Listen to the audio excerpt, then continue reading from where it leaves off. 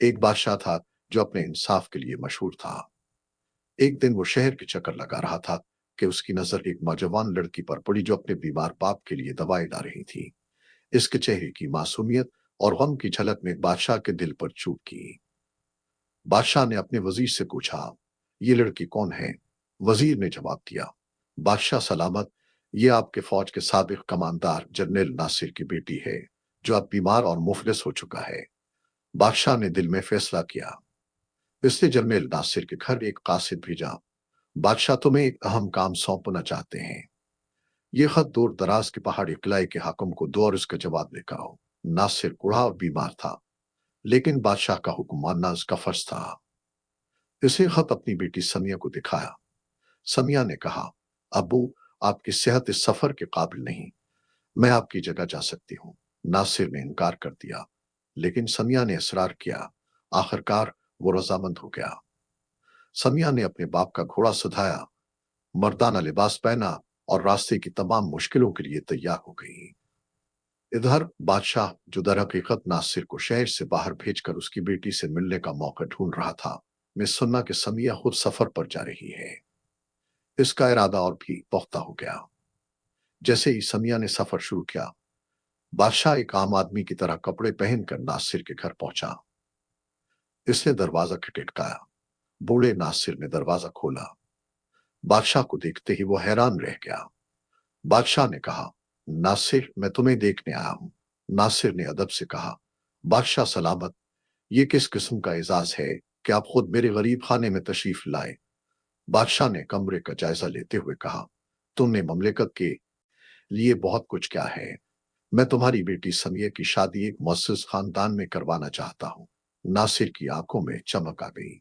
बादशाह सलामत, ये तो बहुत बड़ी बात है, मगर समिया तो। बादशाह ने बात काटते हुए कहा, मैं खुद इससे रिश्ता करना चाहता हूँ। ये सुनकर नासिर का चेहरा सिद्ध पड़ गया।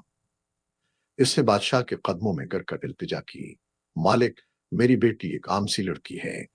आपका रुतबा इससे कहीं बुलंद है। ये कैसे हो सकता है? बादशाह ने अपना सलूक दिखाते हुए कहा, नासिर, तुम्हें मालूम है कि मेरी ख्वाहिश को कोई कैसे रोक सकता है? नासिर ने अपने घुटनों के बिल सजदे में आकर कहा, बादशाह, आप इंसाफ के दाई हैं। मैंने हमेशा आपकी इताअत की है, मगर आज आप वो काम करने जा रहे हैं जो न शरअन जायज है और न कानून। अगर आपने मेरी लाचारी का फायदा उठाया तो तारीख आपको कैसे याद रखेगी? क्या आपका अदल सिर्फ गरीबों के लिए है? नासिर के ये अल्फाज बादशाह के दिल में तीर की तरह चुभे। वो खामोश खड़ा रहा। इसके जहन में इसके अपने इंसाफ के वो तमाम मंजर घूमने लगी जब उसने अमीर और गरीब में फर्क किए बगैर फैसले सुनाए थे। क्या आज वही बादशाह एक बूढ़े बेबस फौजी की बेटी को अपने जुल्म का निशाना बना रहा है? शर्मिंदगी और पछतावा उसके चेहरे पर यहाँ हो गए। वो बगैर कुछ कहे पीछे मुड़ा और महल की तरफ चल दिया। उसकी जेब से एक कीमती हार वहीं जमीन पर गिर गया, जिसका इसे एहसास तक न हुआ। कुछ दिन बाद समिया कामयाबी से वापस आ गई। इसने अपने बाप से पूरा वाकया सुनकर बादशाह के इरादों के बारे में जाना। दोनों बाप बेटी बहुत परेशान थे। इसी शाम जब समिया कमरे की सफाई कर रही थी, इसे पलंग के नीचे वो कीमती हार मिला। वो समझ गई कि ये बादशाह ही की चीज हो सकती है। समिया ने हार उठाया और अपने बाप से कहा, अब्बू, हमें फौरी तौर पर यह हार बादशाह को वापस करना चाहिए। नासिर ने परेशानी से कहा, बेटा, अगर हम यह हार वापस करने गए तो बादशाह को शर्मिंदगी होगी और शायद वो हमें ही सजा दे।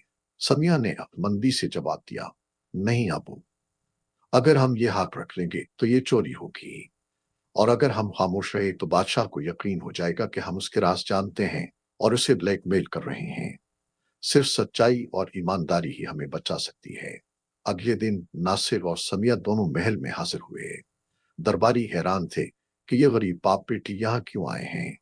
समिया ने बड़े अदब से बादशाह के सामने वो हार पेश करते हुए कहा, बादशाह सलामत, ये आपका हार हमारे घर पर गिरा हुआ मिला। हम आपकी खिदमत में वापस करने आए हैं। बादशाह ने हैरत से समिया की तरफ देखा। उसकी आंखों में न डर था, न लालच, न बदले की आग, सिर्फ ईमानदारी और इज्जत थी। बादशाह ने हार ले लिया और एक खामोश इशारे से सबको दरबार से बाहर जाने का कहा। जब दरबार खाली हो गया तो बादशाह ने नासिर और समिया से कहा, तुम दोनों ने आज मुझे सच्चाई का सबक सिखाया है। मैंने तुम्हें नुकसान पहुंचाने की कोशिश की, लेकिन तुमने मेरे वकार को बचाया। तुम दोनों मेरे लिए इज्जत के काबिल हो। बादशाह ने नासिर को उसके पुराने ओहदे पर बहाल कर दिया और समिया को उसकी अक्लमंदी पर एक इनामी रकम दी, जिससे उसने अपने बाप का इलाज करवाया और उनकी जिंदगी फिर से कुछ सुकून हो गई। सच्चाई और ईमानदारी हमेशा फतहमंद होती है। बाज़ औक़ात दूसरों के गलत इरादों का जवाब भलाई से देना ही सबसे बड़ी ताकत होती है। अपने अखलाक और उसूलों पर कायम रहना ही हकीकी कामयाबी है।